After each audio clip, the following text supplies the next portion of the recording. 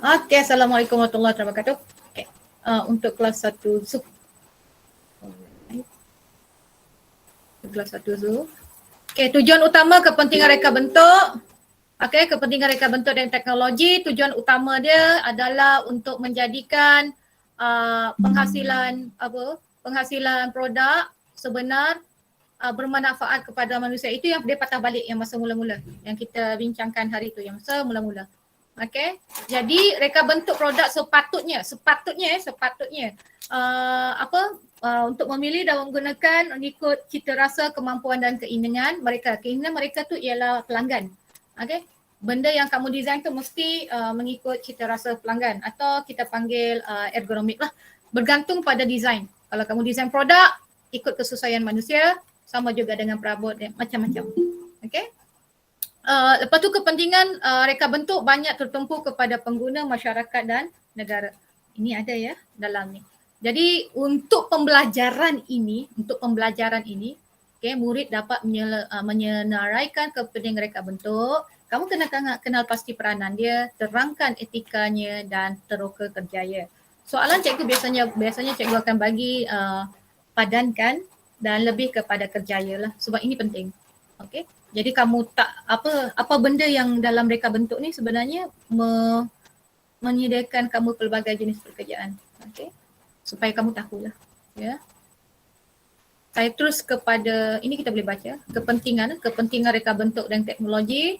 Okey, menyumbang kepada teknologi moden, menyumbang kepada pembangunan sains sosial dan perniagaan. Contoh pembangunan sosial maksudnya telefon tadi, betul? Telefon tadi kan dia punya design itu apa semua, okey, menyumbang pada pembangunan sosial. And then sains dengan teknologi yang ada, contoh kalau kamu nak tengok benda-benda yang kecil yang ada mikroskop tu kan, lagi kecil, lagi halus, lagi nano, kan. Kemudian dan perniagaan itu yang penjualan itu yang membentuk satu perniagaan. Okey, kena memenuhi kehendak individu dalam masyarakat, klien. Kita maksudkan begitu. And then memudahkan urusan kerja melalui pengubahsuaian, ini ID. Okey, ID tu maksudnya interior design. Okey, kemudian memupuk nilai invensi, inovasi dan kreatif. Invensi ada yang benda yang baru, inovasi kita tambah nilai atau tambah baik, dan kreatif itu lebih kita nampakkan lebih kepada kesesuaian manusia. Dia tak boleh design, kamu design tidak akal, mestilah kamu kena kreatif, betul. Contoh dari segi warna ke, nak nampak dia lagi kreatif kan, atau dari segi bentuk. Okey, itu yang masuk kreatif. Memang satu benda sama. Okey, contoh. Ini saya kata kreatif dulu ya. Ini okey, pensel ni dalam bentuk net yang kosong. Okey, tempat letak pensel ni berbanding dengan tempat letak pensel walaupun saiznya. Jangan tengok saiz lah kita tengok bentuk dengan ni. Okey kelas, mana lagi menarik? Kelas, mana lagi menarik? Kalau dari segi kreativiti, mana lagi menarik kelas? Yang warna-warni. Warna-warni, good. Okey, warna-warni. Okey, jadi kemudian akhir sekali membuka laluan kerjaya dan pekerjaan. Dalam ini akan diterangkan apa bentuk pekerjaan jika kamu nak jadi designer yang otak kamu lebih kepada suka mencipta, suka menambah baik, macam tu kamu akan lebih kreatif tau. Dan kamu akan sentiasa berfikir di luar kotak. Ini melalui bercerita, melalui pengalaman. Okay, sentiasa kamu akan berfikir di luar kotak. Sure punya. Dan kamu akan lebih kreatif dan kelemahan dia banyak mencari alasan lah. Ni macam tu je lah kelemahan dia. Okay. Dalam pengenalan kepada reka bentuk teknologi, terdapat kepentingan reka bentuk dan teknologi mengikut bidang, pengguna dan sektor. Okey, bidang, pengguna dan sektor. Bidang tersebut terbahagi kepada subbidang, industri, kejuruteraan, kesihatan dan keselamatan, maklumat dan komunikasi, kediaman, olahraga, rekreasi, pengangkutan, sains gunaan, ketenteraan. Okey, dalam ini dia dah terangkan. Okey, untuk saya buat soalan, saya buat padanan biasanya lah. Okey, dalam industri kewangan, mesin, pembinaan, kilang, lombong. Semua mesin-mesin tu. DST teknologi. Okey, contoh kalau kamu jumpa dekat kilang ke mana-mana kan, kebanyakannya diurus oleh robot. Itu maksudnya. Okey, kejuruteraan, kesemuahan ini, kesemua ni lah kejuruteraan yang kejuruteraan ni banyak kejuruteraan elektrik, kejuruteraan mekanikal, kejuruteraan elektronik, mana you spesifik. Okey, dia banyak. Kesihatan dan keselamatan, ini saya kata tadi, bioinformatik, bioteknologi, semua benda-benda yang berkenaan dengan sains lah, lebih kurang macam tu kan. Kemudian maklumat dan komunikasi grafik. Okey, macam kita punya iklan sebelum berita, kamu akan perasan ada iklan, banyak iklan. Okey, iklan hari raya, iklan segala macam iklan. Okey, so itu semua tu ialah grafik. Okey, memerlukan grafik. Okey, music, whatever. And then kediaman. Yeah. Kalau yang smart home, contoh smart home tu, ni contoh saya kata contoh. Dia akan ada satu device yang untuk kontrol melalui Bluetooth lah. Dia akan kontrol, dia panggil Google Net ke, atau kalau kamu membaca lah bahagian teknologi. Contoh bilik saya lah. Saya pakai Google Google Assistant dia macam tu kan. So kalau saya kata Google stop the music. Semua yang menggunakan Bluetooth tu, yang kalau saya guna Bluetooth, music itu akan stop. Google turn off the light.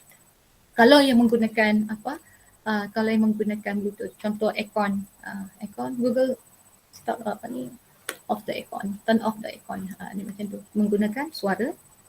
Tapi dia ada satu device yang untuk kontrol semua di bilik saya. Dia macam tu. Kita tengok itu, kita panggil teknologi. Itu namanya memudahkan manusia. Buatlah dekat rumah. Ada dekat banyak. Alexa, dia panggil tu Alexa, atau kalau Google, kita panggil Google lah. Siri untuk siapa?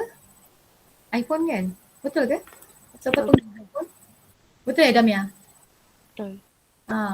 Kan dalam handphone kamu. Even yang macam ni, contoh kan yang ini, dalam handphone kamu saya kata kamu kena tengok yang pakai Android macam saya, dia ada satu Google Assistant. Kat sini Google Assistant. Google Assistant kamu guna voice. Contoh. Alah, dia dah ni bila kita merapu lah, contoh Google Assistant, contoh kan YouTube, akan keluar YouTube, so tekan YouTube. Dia macam tu. Ini untuk handphone. Ada lagi satu device yang saya kata tadi tu lah, Google Assistant untuk biasanya saya akan guna untuk bilik saya. Right, kemudian olahraga dan rekreasi, kita ada kemah apa semua. Untuk ni banyak, kamu boleh baca. Kamu boleh baca. Dan soalan-soalan begini biasanya saya akan buat padanan lah. Begini. Right, kita tengok kepada peranan reka bentuk. Peranan reka bentuk bukan saja memberi manfaat kepada pengguna, pada kamu. Dia juga menguntungkan kepada pengeluar. Once you design satu-satu benda, kamu akan menjual idea kamu bersama dengan prototype, dan jika dibeli kamu kaya tau. Itu bukan harga ratus ribu, dia juta. Design dalam kepala kamu tu harganya juta. Bukannya harga yang ribu-ribu, tak. Tapi nak mencari idea tu pun bukan senang. Bukan senang. It's not that too easy, tak. Bukan dia kena banyak buat kajian. Sebab tu nanti dia akan banyak kajian, rancang, kaji. Dia kena banyak buat kajian. Sebab apa? You kena argue. Benda-benda macam ni, bila you design untuk klien akan agree banyak. Contoh. Dia akan tanya, apa beza design ini dengan design ni? Dia mesti tanya apa kelebihan dia. Mesti tanya apa kelebihan, sebab once dia nak ambil design kita ni kan, dia nak jual ke apa ke bagi pihak pengilang dia kan, dia mesti nak untung. Sebab dia tahu dekat luar tu banyak saingan. Sebab itu peranan reka bentuk tu sangat penting. Yang kamu design tu sangat penting untuk menarik minat. Contoh, Lego pun banyak kan. Lego sekarang pun, dulu huruf-huruf, sekarang dah banyak macam kita bina jadi orang, jadi kereta kan. Untuk Lego. Sama juga yang kamu main apa nama tu? Cube tu. Apa nama cube tu? Kelas, apa nama cube tu? Yang kamu tukar-tukar warna tu. Rubik's Cube. Rubik cube kan? Benda-benda macam tu. Itu pun. Sekarang dia dah bermacam warna. Kemudian ada pelbagai saiz, ada kecil, ada besar. Okay. Saingan itu yang kita kata. Okay, peranan reka bentuk dalam individu ini yang kita dah bincang, kita apa tadi yang mula-mula apa untuk kamu faham. Okay, dalam saya punya target yang kamu mesti faham, peranan reka bentuk untuk individu ialah memberi kebebasan dan kebebasan memilih kepada pengguna mengikut kemampuan dan keperluan. Okay, kemudian menjadikan pengguna lebih kreatif, kamulah. Okay, kreatif dan mudah melakukan tugas dan menerima manfaat daripada sumber alam. Okay, contoh kalau kayu, kamu nak design kerusi daripada kayu, bahan yang digunakan. Kamu kata kamu nak minimalize, maksudnya design kerusi itu minimal tetapi function. Okay, minimal tetapi function, dan kamu tidak lupakan juga dia punya creativity, maksudnya kecantikan, finishing dia tu macam mana. Okay, kekemasan dia tu macam mana. Okay, kamu contoh yang kita cakap hari tu, yang kita bincang, daripada kursi jati, hiasan sekarang dah jadi wing chair. Okay, wing chair tu maksudnya kereta kursi-kursi lagi mudah dan pelbagai color dan disaluti dengan baldu, kain kan, tapi simple design but so big. Dia jadi macam satu-satu bulky. Kalau kursi jati juga bulky tetapi dia banyak kerawang. Okay, ketahanan pun kita dua-dua pun tahan juga. Okay, kalau tak ada adik-adik kecil lagi tahan lah. Okay. Kemudian menggunakan sumber alam secara terhad dan bijak dan optimum tanpa pembaziran. Maksudnya benda pokok-pokok yang ditebang tu bukannya bukannya suka-suka hati kita nak menebang. Okay. Dia ada had dia tau. Dia ada usia dia untuk ditebang. Bukannya umur 1 tahun dah besar kamu nak tebang, tak. Dia ada usia dia. Okay, jadi bila kita kata dari segi individu, menggunakan sumber alam secara terhad, kita ni pencipta alam. Okay, jadi bila kita design, bila kita nak minta sesuatu bahan mentah, okay, macam sumber tu macam kayu, bila kita design, okay, kita hanya cukup berapa pokok saja kita akan gunakan, atau berapa bahan plastik yang kita akan gunakan, bahan utama dia. Okay, di situ kita akan kira lah, maksudnya di situ kita akan orang kata sebagai kita tak nak membazir lah, senang. Dan contoh. Kamu nak pergi bazar Ramadan, yang paling mudah lah kamu nak pergi bazar Ramadan, kamu nak beli karipap je lah, jangan tambah. Jangan tambah lagi samosa. Padahal samosa dengan karipap hampir sama saja. Berinti, betul? Kamu nak yang berinti, karipap je lah. Kalau biasa karipap. Jangan tambah lagi samosa lah, puteri mandi lah, kuih lenggang lah, ulut panggang lah. Mazir namanya. Sebab tu bila buat satu-satu benda, fokus satu je. Boleh faham kelas? Boleh. Okay, memupuk sikap bersyukur kerana kehidupan semakin dipermudahkan seperti handphone. Okay, semua bab-bab nak menaip dah ada di dalam tu. Kamu boleh edit lagi pun dokumen-dokumen tersebut. Okay, itu mudah tau. Okay, kemudian menghasilkan reka bentuk yang serba boleh dan kaya dengan idea. That's individu. Okay, idea kamu. Biasanya kita brainstorming, biasanya memang individu lah. Tapi kadang-kadang bila dalam kumpulan, okay, brainstorming pun juga boleh. Tetapi kamu individu itu mengembangkan idea daripada hasil perbincangan secara kumpulan. Okay, biasanya begitulah. Okay, contoh, kita kata nak buat tempat letak pensel. Okay, kata saya nak buat macam ni. Okay, kita setuju buat macam ni. Lepas tu kawan kamu dia kembangkan dah. Ada yang ada warna, kan? Ada yang jenis macam ni. Dia dikembang-kembangkan. Boleh faham kelas? Itu namanya kaya dengan idea. Boleh faham? Boleh ya. Dia mudah tau sebenarnya untuk reka bentuk. Sangat mudah. Tapi ya, dia kena ada minat. Okay, peranan reka bentuk kepada masyarakat, melindungi dan memelihara etika sosial, okay, menyokong dan melindungi, maksudnya kita ini design ini sebagai tanda sokongan kita. Contoh, setiap hari Khamis kami perlu memakai batik. Jadi kita menyokong buatan Malaysia. Kita menyokong mereka bentuk Malaysia. Macam batik tu. Batik. Jadi kita memperkasakan batik. Dia begitu. Itu yang kita kata melindungi, melihat etika sosial. Satu lagi yang menyokong dan melindungi, mempelbagaikan etika budaya. Kita nak memperkasakan batik itu. Hari Khamis, setiap orang kerajaan kena pakai. Dia macam tu. Kena melahirkan nilai-nilai estetika. Melahirkan nilai estetika tu maksudnya satu benda yang cantik. Estetika tu benda subjektif tau. Penilaian itu subjektif. Dari sudut mana kamu tengok estetikanya? Contoh, gambar Nabil Harris. Contoh N dia. Mungkin kenapa dia pilih huruf N? Kenapa dia tak bubil? Kenapa? Sebab bagi dia N itu estetika dia, itu yang mempresent untuk diri dia sendiri. Dia macam tu. Benda ni subjektif Untuk estetika ialah subjektif. Semua benda yang kamu cakap itu betul. Melahirkan masyarakat yang kreatif dalam penggunaan sumber. Maksudnya masyarakat yang kreatif dalam penggunaan sumber, maksudnya kita sama-sama contohlah paling mudah, kalau kamu perasan ada macam tugu negara atau ikan atau kalau di tengah-tengah jalan tu, kalau kamu nampak ada satu bentuk patung, bentuk ikan, kan, bentuk-bentuk yang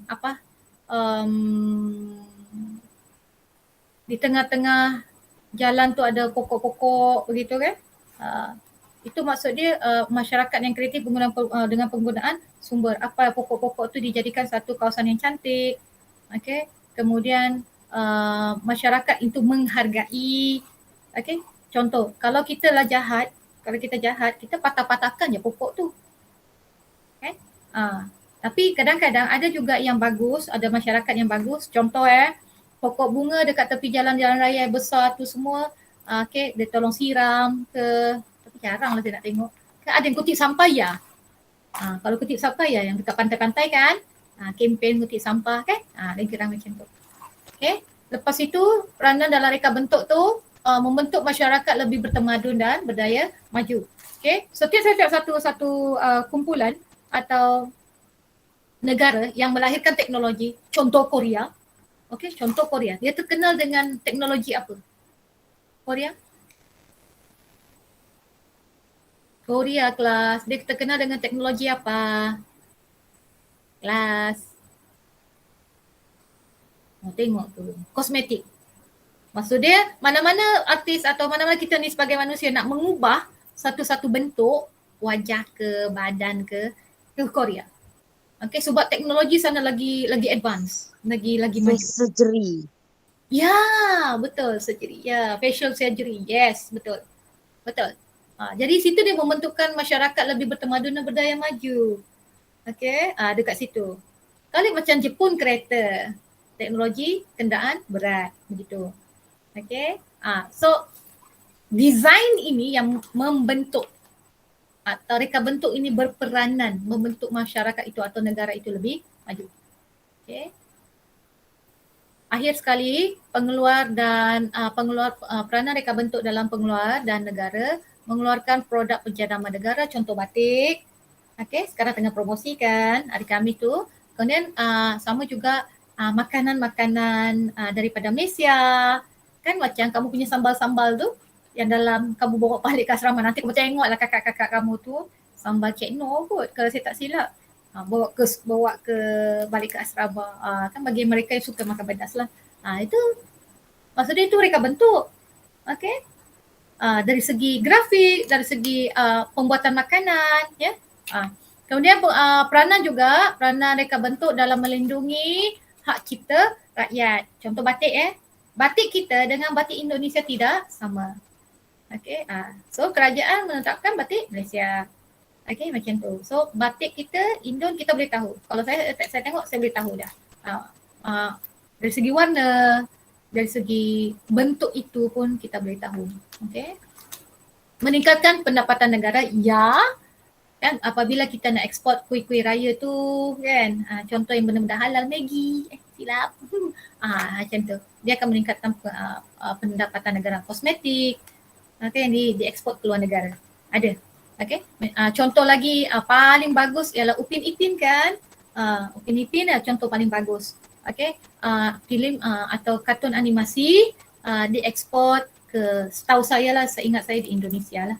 Tapi sambil diubah suai suara itulah ke arah dialek tempatan di sana lah di Indonesia. Okay. Menjadi aset negara yang berharga. Okay. Menjaga maruah dan keselamatan negara dan penanda arah sebagai negara maju. Okay. Contoh yang paling penanda aras untuk kita ialah yang saya nampak, makanan halal lah dekat Malaysia. Makanan halal banyak diekspor ke luar negara, terutama dekat Tanah Arab. Okay. Siapa-siapa yang pernah buat umrah ke naik haji, seingat saya lah yang saya diberitahu, okay, ada yang made in Malaysia, jubah-jubah tu macam tu. Ada, kita ada. Okay. Kelas ada soalan setakat ni?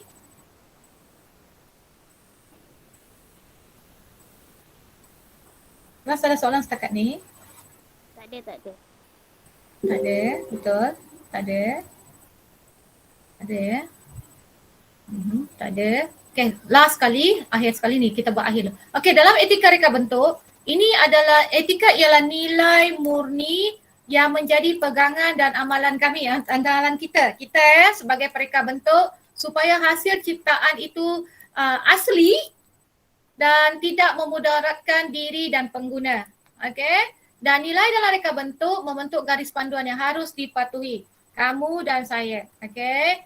Untuk bila kita dalam mereka bentuk, dalam mendesain, dalam mencipta, dalam mendesain lagi, tengok. Yang nombor 1, asli. Mereka produk yang usaha sendiri, bukan memplagiat tu meniru. Okay, atau meniru hasil kerja orang lain, copyright macam tu. Sebab itu kalau kamu tengok dalam YouTube lagu-lagu yang dihalang, itu yang ada copyright, dia tidak akan upload. Kalau kamu upload bersama dengan lagu yang tidak mohon minta kebenaran, dia tidak akan bagi kamu upload dia. Dia begitu. Okay, so maksudnya keaslian itu sangat dijaga, copyright itu sangat dijaga.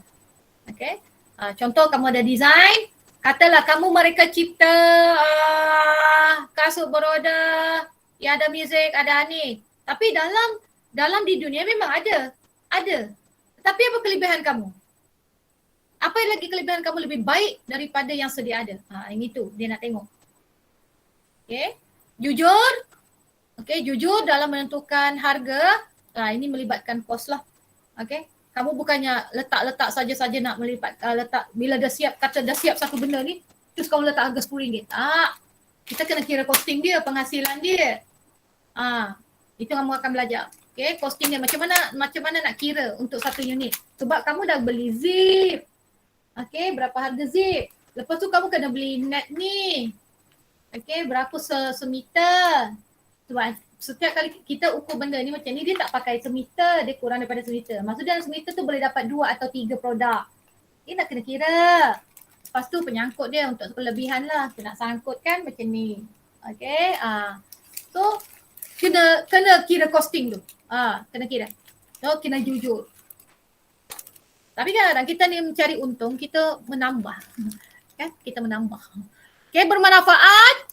Benda-benda macam ni, contoh inovasi dalam reka bentuk memudahkan pengguna daripada periuk pula. Tempat memasak tu yang pakai tong gas tu dah jadi pada microwave kan. Atau sekarang pressure cooker. Kan? Macam tu. Okay. Ya, dia memberi manfaat. Okay, next, akhir sekali ialah mesti mesra alam sekitar. Sebab kenapa kena mesra alam sekitar? Yang ini, dekat sini. Individu, maksudnya kita sumber alam. Dia tetap tekankan tau. Kemudian masyarakat penggunaan sumber. Masyarakat dalam penggunaan sumber. Okay, dia begitu. So, itu penting ya, mesra alam sekitar. Benda-benda yang kamu guna atau kamu buat, apa yang kamu buat, kamu design itu mesti mesra dengan pengguna tu, kita, klien dan alam sekitar. Okay, masa pembuatan dia tak boleh, kita tak boleh begitu kejam dalam membuat satu rekan. Apatah lagi kalau kita meniru ya. Kita disaman tau, saman ni bukan ringgit-ringgit sayangku. Juta. Sebab tu untuk setiap produk kamu yang kamu design tu, kalau kamu rasa nak patent kan, patent tu maksudnya kena pergi ke SIRIM, okay? Mungkin kena dia banyaklah dia punya proses itu untuk menjadi hak cipta kita. Okay, sebab once orang tiru hak cipta kita, kita boleh sama dan kita akan menang. Begitu. It's not that, bukannya mudah. Malah kadang-kadang beberapa orang artis pun dia perkataan dia sendiri itu, nama dia sendiri itu pun sudah jadi hak cipta. Contoh, Sumrani. Okay? Kalau saya nak patentkan nama saya, boleh. Tidak ada seorang pun boleh guna nama Sumrani dekat dunia ni. Sebab saya sudah patent. Patent tu saya sudah daftarkan. Jadi siapa yang guna nama saya, okay, kalau dalam apa bentuk produk sekalipun saya boleh saman sebab itu saya punya. Tapi dengan syarat dipatentkan, didaftarkan dengan SIRIM untuk di Malaysia lah. Boleh faham kelas? Kelas boleh faham? Faham. Boleh Okay, sampai situ saja dulu. Okay, tak nak kamu sakit kepala. Okay, untuk ujian nanti saya akan tengok pada minggu ketiga tu nanti. Minggu ketiga nanti saya akan buat ujian. Saya akan bagi tahu lah sehari lebih awal untuk kamu ujian secara online. Kita akan pakai Google Form.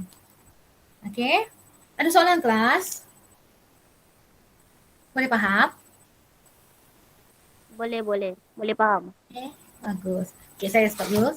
Tunggu sekejap Okay. Terima kasih kelas. Assalamualaikum warahmatullahi wabarakatuh. Sekejap saya stop dulu.